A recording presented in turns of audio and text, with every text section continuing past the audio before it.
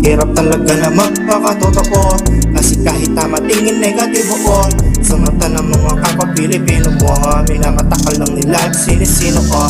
Hirap talaga na magpakatotoo, kasi kahit tama tingin negatibo ko sa mata ng mga kapwa Pilipino mo, minamatakal lang nila at sinisino ko. Limarong babanatan ko ng putong kapampangan, kitang-kita kapag pinakita hubad na katawan, pero nakapiring kapag hubad na katotohanan. Basta patukayos lang paghituwod at makasalanan, nagiging tamang kalagunan, mga bagay na mali, depende sa namumunuan. Wala kang matututunan, kabilaan ng sulsulan, sila mismong hindi magawa, gawa-gawang palatuntunan.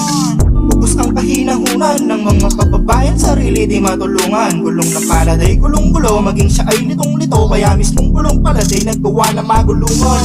Wag na sila sang ayunan, hindi porke marami ang gumagawa, hindi natututulang. Dami ng dunong-dunungan, karetang mamuntukan, dito mga kalakapuntok mo kanyaman pituktukan.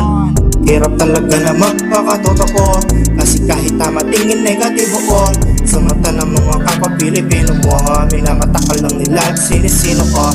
Hirap talaga na magpakatotoo, kasi kahit tama tingin negatibo ko sa mata ng mga kapwa Pilipino mo, minamatakal lang nila at sinisino ko. Masama tingin pag meron pa mabuting ginawa, di kanila tatanggapin ko sa kanila'y saliwa. Mapaka ng kaliwa, ganikabi-kabila, talaga bang grabe na sarap ikami-kami ha. Natawagin kang madamot kapag di ka mauto, laganap ang mga buraot kahit saan nakupo. Galit agad kapag inugali-ugali nila, bakit agad kapag ka naman bumabali sila. Kilala pag may kailangan susuyuin na masugit, papel na pinapalapat, iingatan wag mapunit, ganito na lang palagi. Pero pa ulit-ulit, pahabaan ba ng pisika mo, ubos na sinulit. Di na tatakot sabihin kung ano gustong sabihin, di magpapaalip nila sa kung sinong ma-feeling. Mga takot sa truth, kaya di ako ma-dare, wag na magtangka na bumangga, bakal itong kader.